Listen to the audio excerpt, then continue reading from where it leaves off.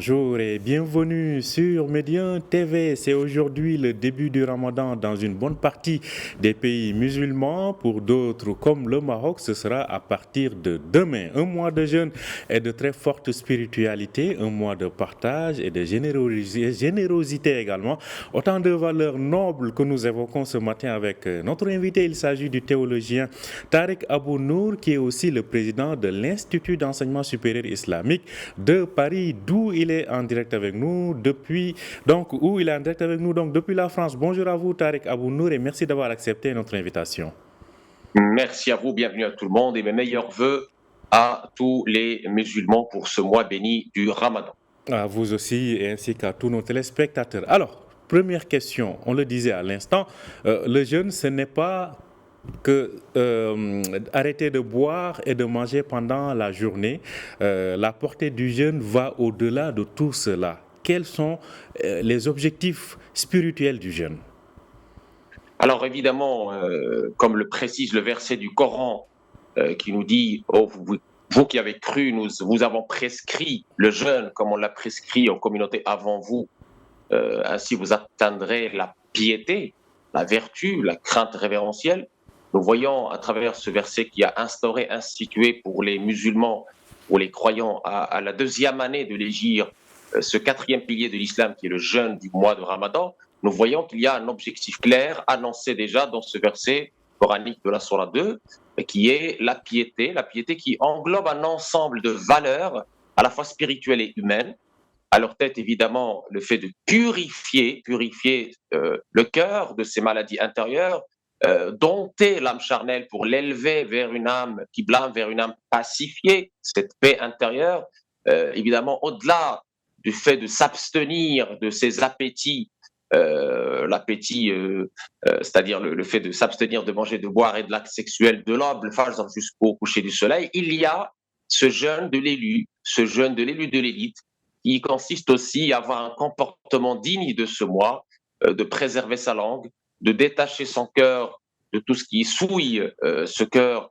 Et c'est une école merveilleuse de l'humanisme, de la générosité, du partage, car pendant le jeûne, on ressent ce que ressentent les démunis pendant toute l'année.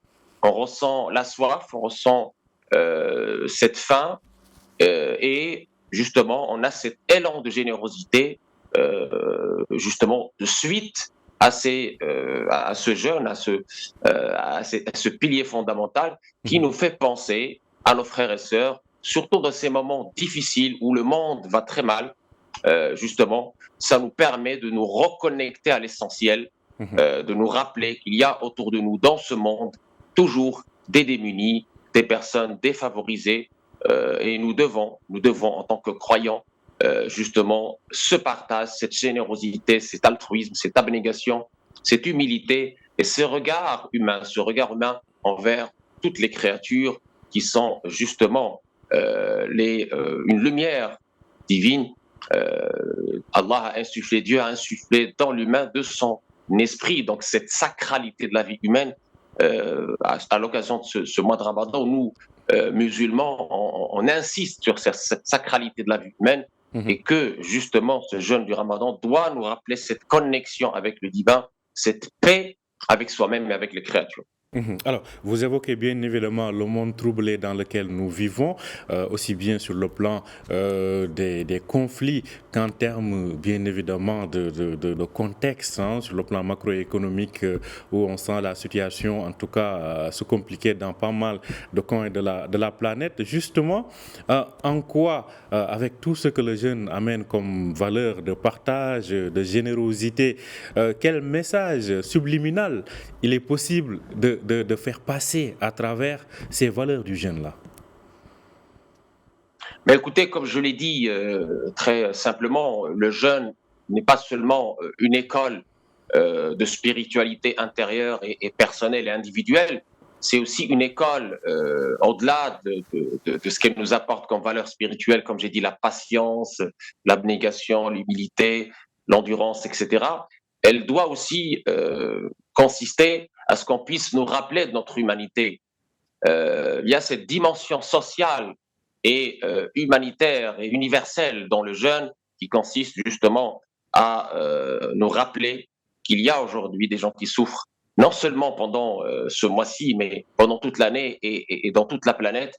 Et en tant que frères dans l'humanité, au-delà même de nos religions, il faut considérer cette dimension humaine. Nous pensons évidemment à Gaza, qui souffre aujourd'hui, qui est bloqué, où il n'y a pas, il n'y a pas le minimum nécessaire pour survivre en tant que croyants et en tant qu'humains en général. Nous devons une solidarité sans faille à ces victimes innocentes.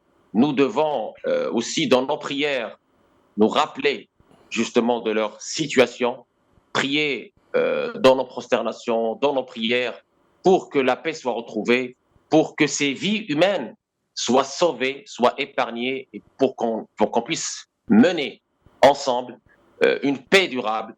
Et une paix n'est pas possible sans justice, car la justice est mère de paix.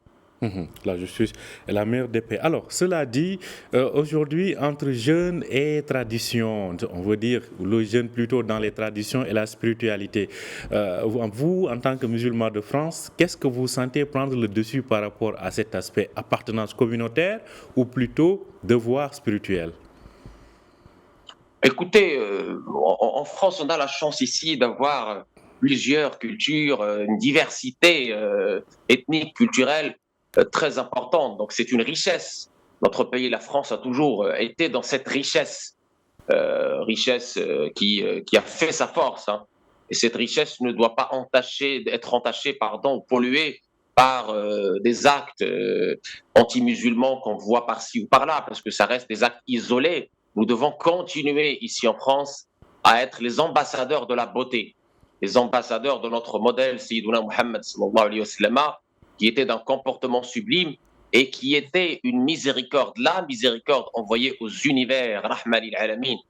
Cette miséricorde envoyée aux univers, il a dit aux univers, le verset coranique, c'est même pas exclusivement aux musulmans ou aux habitants de la terre, aux univers. Et cette miséricorde, elle est là dans ce mois de la miséricorde. Elle est là, on la ressent à travers notre spiritualité au quotidien. Et cette miséricorde, elle est universelle, c'est-à-dire au-delà de notre appartenance ethnique ou doctrinale, nous sommes dans cet universalisme ici. On le ressent encore plus pendant ce mois de Ramadan parce qu'on est connecté justement à l'absolu, au transcendant.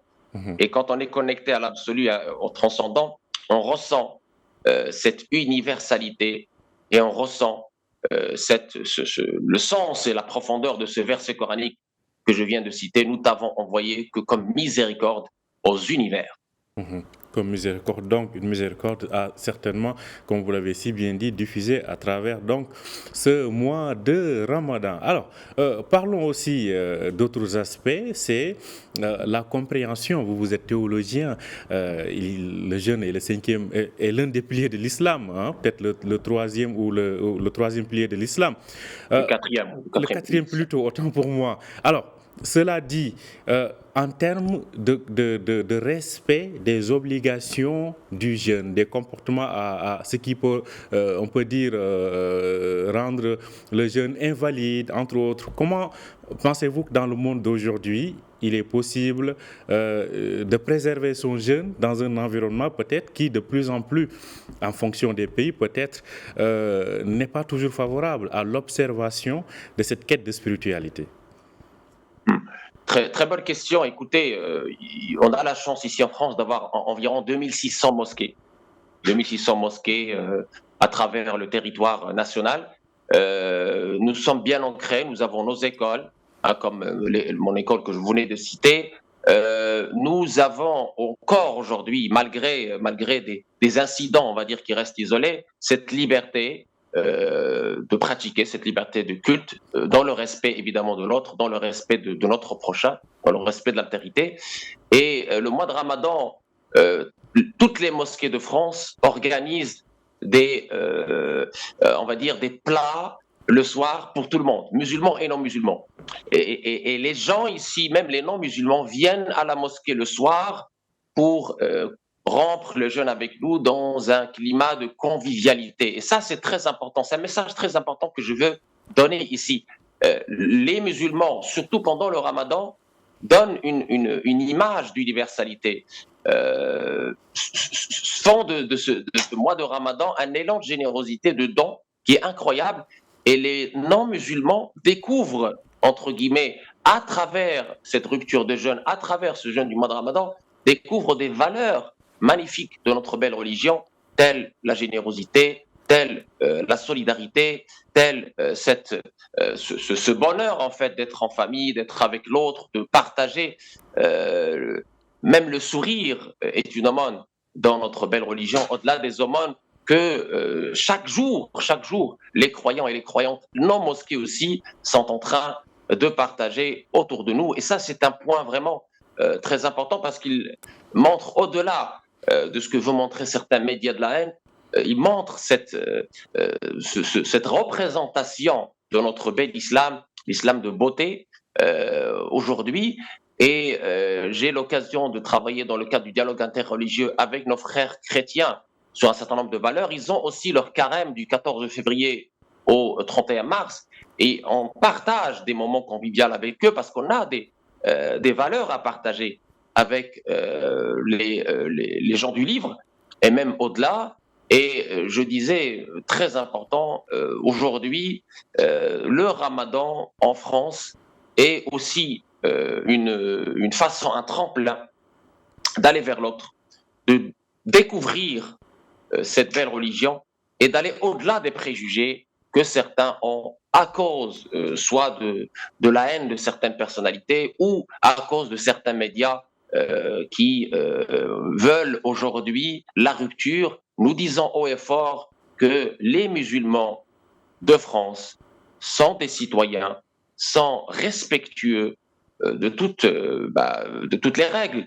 Et aujourd'hui, ils donnent la preuve à travers le jeûne du Ramadan, dans le civisme, dans le respect, dans la générosité, ils donnent la preuve que l'islam est un apport positif, est un apport magnifique, est un apport très beau, à travers son culte, à travers ses valeurs, quand ils sont bien comprises et bien appliquées.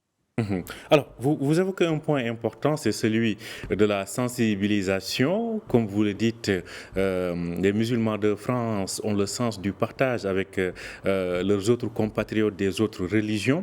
Qu'en est-il de cette sensibilisation envers les porteurs d'opinion, envers les influenceurs, envers les médias tout court, pour davantage les initier à ces valeurs sacrées du Ramadan? Écoutez, oui, c'est vrai qu'on est dans un monde de plus en plus numérique, hein, à travers les réseaux, à travers des influenceurs et des influenceuses de tous bords. Et on est passé pour nous en tout cas, de l'imam de la mosquée, on est aujourd'hui vers des imams 2.0 qui œuvrent à travers Internet. Alors évidemment, il y a des avantages et des inconvénients. Parmi les avantages, c'est effectivement que les belles valeurs soient partagées un peu partout et qu'on puisse connaître notre belle religion comme elle l'est, hein, sans transgression, sans la galvauder. Et aussi, ça c'est très important, le monde aujourd'hui est un petit village, on sait ce qui se passe à Gaza, on sait ce qui se passe un peu partout, et on est solidaires, et nos prières et l'aide humanitaire part aussi de nos mosquées vers nos frères et sœurs à Gaza et ailleurs, ça c'est très important, donc ça a permis aussi cette universalité, cet universalisme et ce partage universel et étendu. Et aussi, comme vous dites, il y a aussi des inconvénients, c'est que malheureusement, nous avons des autoproclamés, des faux imams, des fauteurs de troubles qui sont sur Internet, sur les réseaux sociaux, en train de prêcher le faux, en train de prêcher la haine, en train de prêcher la rupture. Et cela, évidemment, il faut qu'on soit tous solidaires pour les combattre avec tous les moyens et que l'État français aussi aujourd'hui assume sa responsabilité par rapport à ce combat qui doit être acharné et sans merci contre ces, entre guillemets, fauteurs de troubles et contre ces personnes qui veulent semer la haine, la zizanie et les conflits. Le mois de Ramadan, c'est le mois de l'amour par excellence. Parce que si on est en train de jeûner, de se priver, comme vous le voyez, c'est par amour aussi, par amour pour le transcendant. Et cet amour, il est là aussi comme devise, comme condition sine qua non de la foi, puisque notre prophète, le dernier messager sallallahu alayhi wa sallam, avait dit vous ne pouvez prétendre au paradis si vous n'avez pas la foi, et vous ne pouvez prétendre à la foi si vous n'avez pas l'amour. L'amour. Est-ce que je vous informe sur quelque chose qui va justement dans le sens de cet amour pour vous aimer entre vous? Répondez la paix entre vous. La paix, c'est pas juste des mots, c'est aussi cette paix intérieure qui se manifeste à l'extérieur, et c'est ça le sens et l'essence de non seulement du jeûne, mais de tous nos actes cultuels, c'est que ce soit cet amour qui amène la paix intérieure et la paix extérieure avec toutes les créatures. Alors, une dernière question. Le fait d'avoir une double culture, c'est toujours un avantage dans un certain nombre de cas. Alors, si vous avez aujourd'hui à importer des pratiques du jeûne du Maroc ou des pays musulmans en France et vice-versa, quel serait ce mix? Écoutez, on a dans notre cher pays, le Maroc, bien sûr, en plus du Tarawih, on a le Hizb, c'est-à-dire cette psalmodie du Coran qui est faite en groupe. Ça donne une force, ça permet non seulement à l'imam, mais aux fidèles de suivre, de s'abreuver du sens et de la spiritualité. Nous avons aussi des habitudes qui ont enrichi la France, hein, ces habitudes de partage, de visite mutuelle, de solidarité. Nos mamans ne peuvent pas passer un mois de Ramadan sans penser aux autres, sans préparer des plats, des soupes, des shourbas, des plats succulents, non seulement pour sa famille, mais pour les voisins. Et ça se voit ici en France. On a des voisins qui, justement, attendent le Ramadan avec impatience parce qu'ils savent qu'il y a ce partage de belles choses, hein, de belles choses qui sont préparées par amour.